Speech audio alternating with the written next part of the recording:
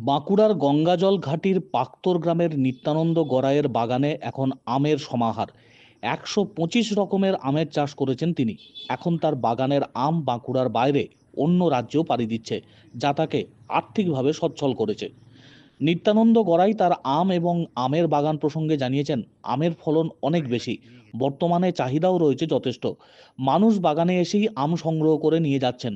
মালদা মুর্শিদাবাদের থেকেও ভালো তার আম বলে দাবি। এখন প্রচুর চাহিদা আমের, ফলে রোজগার বেশ ভালোই হচ্ছে।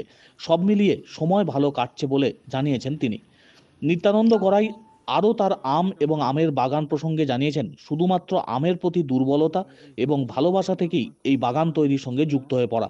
ইতিমধ্যেই বাগানের দেশি বিদেশি মিলিয়ে ১২৫ প্রজাতির আমের গাছ থাকলেও আরও নতুন প্রজাতির গাছের সন্ধান চালাচ্ছেন তিনি।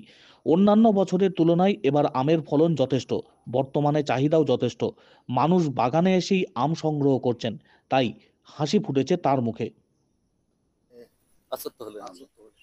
আম তো আমাদের জাতীয় ফল। আমের তো আমার আমের স্বাদের নিয়ে তো দুর্বলতা সবাইকারই রয়েছেই। সেই রকম ভাবে আমারও একটা আমের মানে আম খাওয়ার ইচ্ছা বা আমের উপর ভালোবাসা একটা তো পার্সোনালিটি আছেই। সে হিসেবে আমার অ্যাকচুয়ালি মিশ্র ফলের বাগান হলো, আমটাকেই আমি বেশি গুরুত্ব দিয়েছি। আর যেহেতু আমটা আমার পছন্দের খুবই, সেই কারণে আমটাই আমি মানে বাড়িয়ে চলেছি আর কি। কত প্রজাতির আম আছে? আমার ১২৫টার মতন প্রজাতির আম আছে। এই বছর প্রায় ৭০টা প্রজাতির ফল এসেছে। ফলন কেমন হয়েছে? ফলন খুব ভালো হয়েছে এবছর। অন্যান্য তুলনায় এবছর আমার ফলন ভালো হয়েছে। মূলত কোন কোন প্রজাতির গাছ আছে এখানে? এখানে দেশি বিদেশি মিক্স করে সব রকমই গাছ আছে। দেশি গাছও আছে, বিদেশি গাছও আছে। বিদেশির মধ্যে যেমন মিয়াজাকি রয়েছে, চাকাপাতা রয়েছে, ব্যানানা রয়েছে, পালমার রয়েছে, গৌরীমতি, হাড়িভাঙ্গা এইসব আম রয়েছে। দেশীয় মধ্যে নীলম, জর্দালু, পুষা সুরিয়া, পুষা অরিনিমা এসব ভ্যারাইটি রয়েছে। কেশর, নূরজাহান এসব ভ্যারাইটি রয়েছে। ছাড়া ভালো পাচ্ছি। ছাড়া এখানে আমার আমের জন্যে বিশেষ কোনো অসুবিধা নেই। আম আমার এমনি বিক্রি বাটা থেকে শুরু করে সমস্ত কিছুই আমার মানে দিতে পারি না আমি, যার ডিমান্ড আছে আর কি। কোথায় কোথায় যায় এই আম? আমি দেশের বিভিন্ন জায়গায় যাই, বিদেশেও কিছু কিছু জায়গায় যাচ্ছে। এখন নতুন করে সব ডাক এসছে কিছু স্যাম্পেল হিসাবে বা কিছুর জন্য।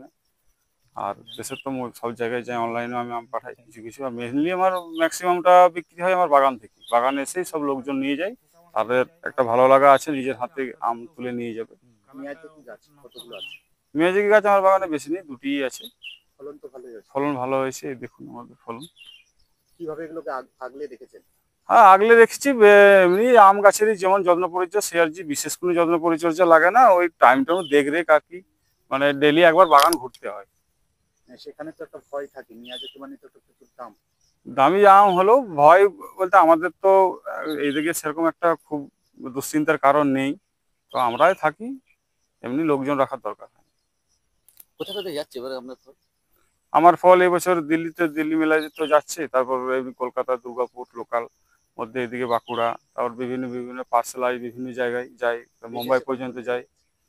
বিদেশে জাপানে যাওয়ার একটা প্রোগ্রাম চলেছে, আর থাইল্যান্ডে যাচ্ছে, ওটা একটা ইয়ে হয়ে গেছে। আর কোন আম বাংলাদেশ, যাবে থাইল্যান্ডে? ভুটান, মিয়াজাকি যাবে আর বেনানায় যাবে। অ্যাকচুয়ালি থাইল্যান্ডের যে আমগুলো যাচ্ছে সেগুলো, থাইল্যান্ডে যেগুলো বেশি চাষ হয় তারাই আর কি মানে নিতে চাইছে, দেখতে চাইছে। এই যে এত প্রজাতির গাছ, কোথা থেকে এগুলো কিভাবে জোগাড় করবেন? জোগাড় করেছি কিছু লোকাল নার্সারি থেকেও করেছি, কিছু বাইরের দেশ থেকেও সাহায্য না নিয়ে করা হয়েছে। কিছু মানে কি বলবো, দেশি গাছগুলো তো বিভিন্ন জায়গা থেকে কালেকশন করেছি। মানে এক জায়গা থেকে সবকিছু হয়নি আর কি, বিভিন্ন জায়গা থেকে কালেকশন করছে। এখনো চলেই যাচ্ছে আমার কালেকশন, এখনো বন্ধ নেই।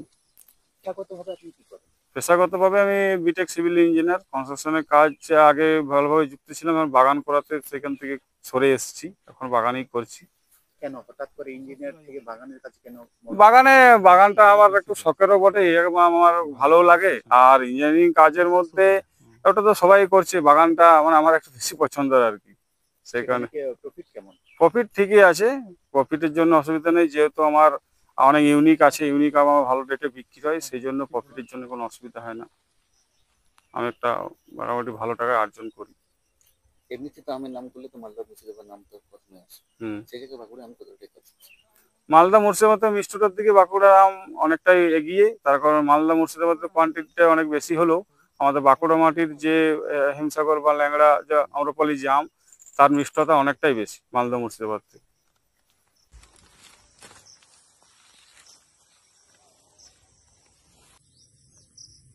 এগুলো তো বোধহয়